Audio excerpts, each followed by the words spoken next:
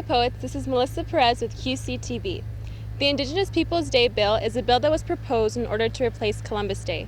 QCTV spoke with ASWC President Robert Duarte about the importance of this name change. Let's take a look. The Indigenous Peoples Day bill is basically the Senate asking on behalf of the students to administration basically to remove Columbus Day from anything that the school's done. Granted, even though Whittier College does not officially celebrate Columbus Day in a fact that where we don't necessarily have the day off or we do anything like that, but it has it listed in its calendars. And by having a day on your calendar kind of says that you observe that day, you recognize it as a day of significance. So by having Columbus Day is basically saying we agree to Columbus Day. We all know Christopher Columbus was actually an advocate for genocide. And he killed a lot of people, a lot of indigenous people.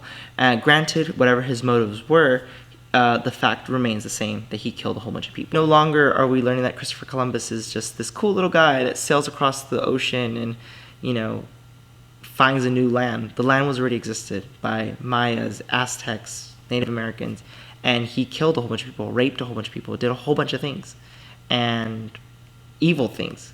And now we're going to go ahead and say, yeah, this person, great, he deserves a holiday. So basically, John Greenleaf Whittier was a person who was totally against slavery. And we at Whittier College are very gung-ho about our namesake, John Greenleaf Whittier.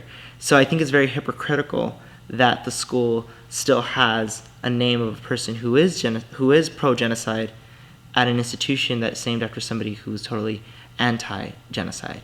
And so that's kind of what the bill basically does. It just asks administration to go ahead and help us in this effort. And who exactly proposed the bill? So the bill was proposed by both Vice President Rashid, Amr Rashid, he's a junior, and myself.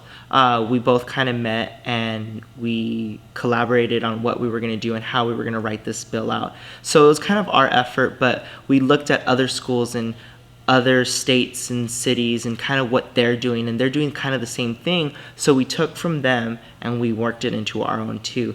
But the schools that are doing it are graduate students, so they're higher up, they're master's students rather than undergraduates. So as we know, we are one of the first private liberal arts schools, undergraduate, to do something like this. The bill right now is currently, so it goes through a 3-week process of hearing through the Senate. So the first week, it gets read in for the first time, then the second week, then the third week. The third week was last Monday, and it got passed. So that's basically stating that the Senate or the students, they agree that we should go forward with this. Tomorrow, Tuesday, the 3rd, we will be meeting with senior administration, basically President Herzberger, Vice President of Student Life, Dean Perez, Dean Good, the faculty, Jim Dunkelman, all these VPs of the different branches of Whittier College, and kind of talking to them saying, hey, this is what we want to do. Will you support us? What can we do going forward? So that's kind of where the stage is at right now. We're going to wait for that meeting.